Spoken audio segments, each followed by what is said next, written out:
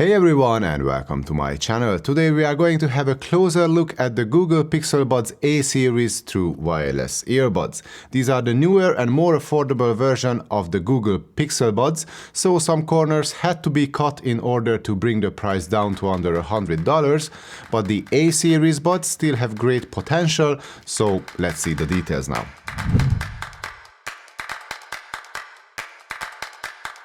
The circular shape of the buds must be familiar to those who used the previous generation, as the two buds are very similar in terms of their design. The A series buds are a bit smaller and weigh less, as they come in at around 5.1 grams each. I never used the original Pixel buds, so I cannot really compare the two, but what I can say for sure is that the A series buds are very comfortable to wear for even longer periods of time. And there are three main factors that contribute to this level of comfort in my opinion. 1. The buds are compact, lightweight and low profile, meaning that they sit flush to my ears and they won't start pulling down on my ear canals. 2. There are little vents on each bud which help with releasing the unwanted pressure from inside your ears.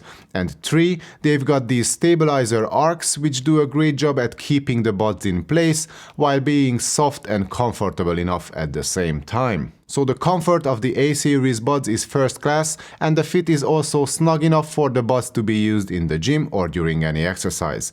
The IPX4 rating makes them splash and sweat resistant, and there are 3 sets of silicone ear tips in the box. Build quality is great, the two-tone finish looks good, but I would prefer if Google had used the same matte finish on the inside of the buds, as it could have improved the grip in your ears, which would make the fit even more secure than it is. All that said, the two-tone finish looks sleek and the fit is good enough even with the glossy finish. Onto the oval-shaped case, it is compact and lightweight, and it probably can fit in almost any pocket. It's very well built, and I especially like the springy opening mechanism of the lid, which makes it easy to pop it up, and it also closes firmly. The buds are relatively easy to grab, but I've seen earbuds which are easier to take out of their case. There are the Beats Studio buds for example, but that tapered shape has some disadvantages too, but you can watch my review of those buds here if you are interested in more details. But back to the Google Pixel Buds A series, the small case provides you with a total playtime of 24 hours, but unlike the original Pixel Buds, it cannot be charged wirelessly, so the USB-C port at the bottom is your only option to feed it when it runs out of power. 15 minutes of quick charging can give you 3 hours of use, which is quite outstanding, but the fact that you can only use the buds for 5 hours with one full charge is less so. And let's not forget that we don't even have active noise cancelling, which would eat up the battery even faster. In terms of connection, we get Bluetooth 5.0 along with SBC and AAC. This is barely acceptable even if the buds cost only $100 or euros, because there are many earbuds out there that cost less and yet they support aptX or even aptX adaptive. The lack of higher bitrate or more advanced codecs is not a deal breaker at all, but it would have been nice to at least have the option to use some of those better codecs. The connection is solid regardless, and the buds support fast pairing on Android, but of course it's easy to pair them with any iOS device, and of course they can be used with macOS and Windows devices as well. Siri, however, will not work on Apple products as the Google Assistant is integrated into the buds. I found no lag issues on my Android phone and on my iPad when watching Netflix or YouTube. Gaming is only okay as there is no specific gaming mode, so hardcore gamers must keep that in mind. Single bud mode is available, but there is no multi-point support. The two beamforming microphones provide you with a decent voice transmission quality during phone calls in a quiet room. And this is what you can expect from the same microphones when you find yourself in a bit more crowded and noisy environment, such as a coffee shop. And this was the mic quality test of the Pixel Buds A series. Onto the controls, we've got a touch-sensitive interface on each bud, which work pretty well as far as their reaction times and accuracy go, but their functionality is a bit limited. You can control play, pause, you can skip to the next track or jump back to the previous one. You can activate the Google Assistant, and of course you can manage your phone calls using the touch controls. But we get yet another pair of earbuds without volume controls. I know that you have the Google Assistant support, and also the Pixel Buds A series have this adaptive sound feature, which can automatically crank up the volume if and when the surrounding noise levels increase, but I would still love to see manual controls for volume on the earbuds, and I don't think that's too much to ask. And this adaptive sound does not really work that well anyway, so yeah, maybe the volume controls are the only feature I actually miss when comparing these buds to their more expensive siblings. But as I said, you can control the volume using the Google Assistant, and you can also have text and email notifications, real-time translations with Google Translate, and there is a bunch of other stuff that the Google Assistant can do for you, so that's all great. I was also happy to see that Google kept the in-ear sensors, so we have autoplay pause, which is not something you can find on even more expensive buds. For example, neither the Edifier Neobuds Pro nor the Beats Studio buds can offer you such feature. You can also use the Find My Device function with the Pixel Buds A series on Android, but not on iOS. And talking about iOS, you don't get any sort of app support, so not sure how you could get firmware upgrades for your buds if you want to use them with an iPhone, for example.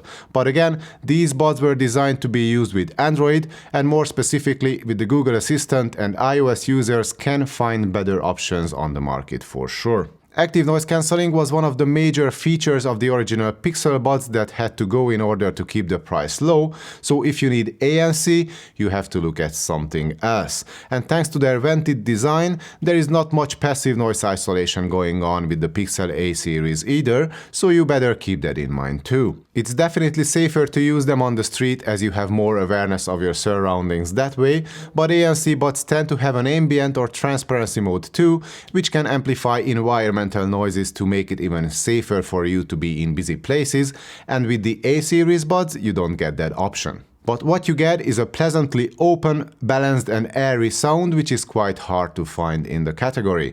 The A-series buds use the same 12mm dynamic drivers as the previous generation, and those drivers can deliver great sound quality regardless of what genres you like. You get a tight bass with enough power, but if you miss a bit of a kick from the bottom octaves, you can turn on Bass Boost in the Pixel app on Android. However, you need to use a third-party app if you want to do any advanced EQing, but on iOS you can use the built-in EQ you get with Apple Music. It does not offer custom settings, but at least it gives you a few presets to choose from. But back to the default sound of the buds, it's clean without any obvious flaws in their presentation. The bass, the mids and the treble are pleasingly balanced, delivering a cohesive sound all across the board. I've heard earbuds with a more tactile bass or a more detailed mid-range, but the overall performance is quite good, especially for $100. Soundstage is quite spacious, imaging is precise enough. There is no sign of harshness in the sound, nor there is any excessive bloat, so both extremes of the frequency range are well controlled. At full volume, which is not crazy loud by the way, the sound can become a bit more bright and fatiguing, but I believe I feel the same way about most earbuds, and I never really listen to music that loud, and I do not recommend it to anyone. But regardless of volume levels, some finesse, more details and a touch of sweetness could further improve the performance of the buds, but these are my personal preferences only, so I'm not really complaining, as the sound of the Pixel Buds A is quite enjoyable as it is, and most people will find it satisfyingly good too. But now let's see how they compare to some of my favorite earbuds from the under $100 range. The Soundpeats H1, for example, come with Bluetooth 5.2 and aptX adaptive, so there is a slight advantage in terms of connection.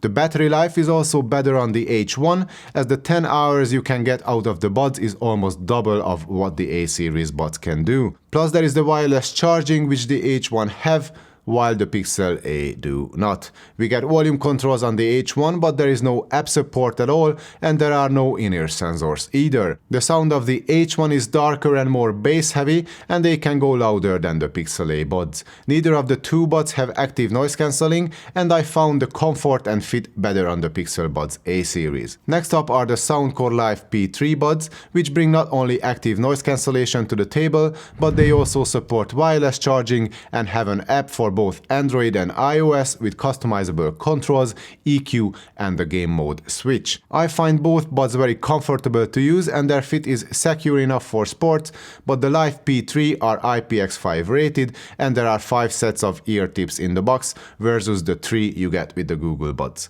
The Life P3 have a longer battery life even with the ANC turned on. Their sound is more bass heavy with a less forward mid-range and more rolled off highs. But there are EQ presets in the app along with the great custom EQ option. There are plenty other earbuds I could compare to the Google Pixel Buds A series, as the market is overly saturated at around the $100 price point, but I believe the Pixel Buds can be quite competitive even when put up against the best. Sure, they might lack some features such as Qi wireless charging or active noise cancelling, but they deliver a balanced musical performance along with great comfort in a very compact package, and maybe that's all some of you need. Of course, I would recommend the Google Buds to be used along with an Android phone for the best results and to get the most out of the Google Assistant integration, but I believe I made that point quite clear already. So there you go, this was my review of the Google Pixel Buds A series true wireless earbuds. If you liked the video, please give it a thumbs up and subscribe to the channel. If you have any questions regarding the Pixel Buds, you know where to find the comment section, so don't be shy and comment away. Thank you for watching, see you next time.